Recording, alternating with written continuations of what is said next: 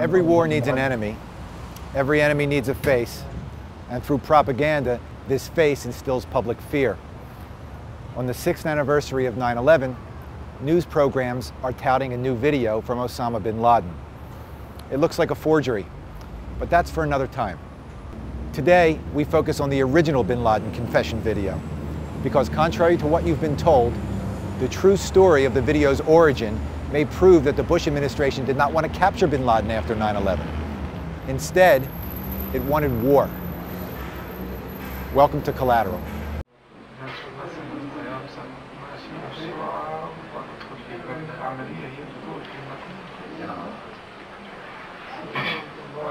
The bin Laden confession video became the smoking gun evidence that bin Laden was responsible for the 9/11 attacks.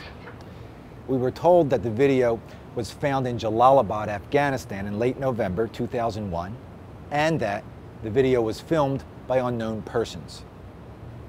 By November 2001, of course, Afghanistan lay in ruins, having been bombarded by the US for several weeks.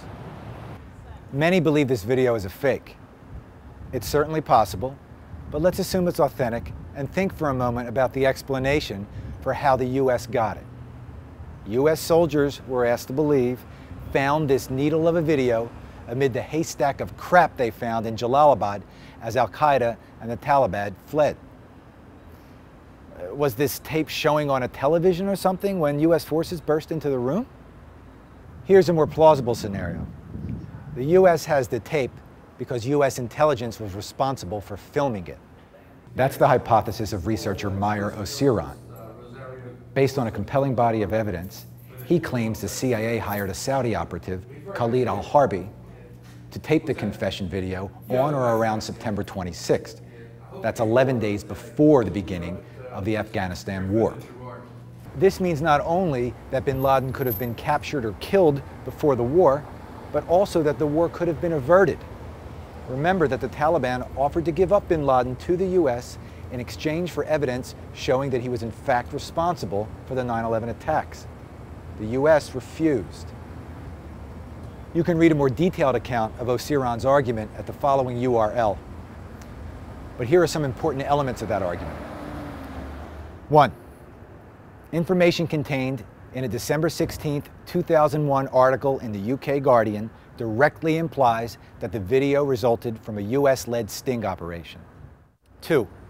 Tony Blair claimed in a BBC report in late September 2001 that he had been shown, quote, powerful and incontrovertible, unquote, evidence that bin Laden was behind the attacks.